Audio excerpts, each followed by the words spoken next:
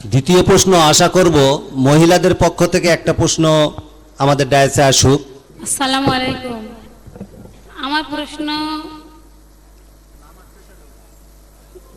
Sir Kalipada মহাশয়কে, যে আমাদের ইসলাম ধর্মে যে সংবিধান পবিত্র কোরআন, তো সেখানে এটা ঘোষণা করা হয়েছে যে এই কোরআনকে নিজেদের জীবন বিধান হিসেবে প্রত্যেক মানুষকে মেনে নিতে হবে এবং তার রুল অনুযায়ী তার জীবনকে পরিচালনা করতে হবে।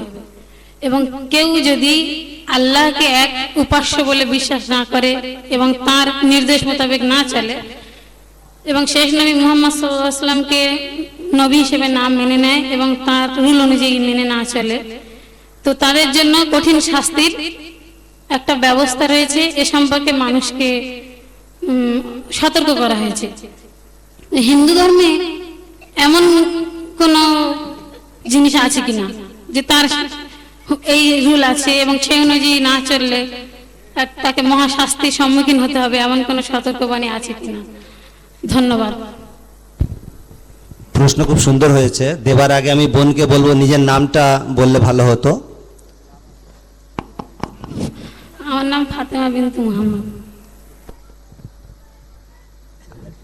ইসলাম ধর্মে সংবিধান অনুযায়ী কোরআন রয়েছে। আপনি প্রশ্নটা বুঝতে পেরেছেন পরিষ্কার? হিন্দু ধর্মে কোরআনে একটা সংবিধান, সংবিধান না, সংবিধান ঠিক সেই রকম হিন্দু ধর্মে যেমন বেদ, বেদ 4 ভাগে বিভক্ত, যেমন ঋক, সাম, যজু, অথর্ব। অথর্বকে বেদ ধরা হয় না, প্রকৃত বেদ হচ্ছে 3টে, অর্থাৎ ঋক, সাম, যজু। আর অথর্ববেদ হচ্ছে আয়ুর্বেদ শাস্ত্র। সেখানে এই 3টে যে বেদ, এই বেদের যারা কি প্রবক্তা, তারা কিন্তু ছিলেন প্রকৃতির উপাসক।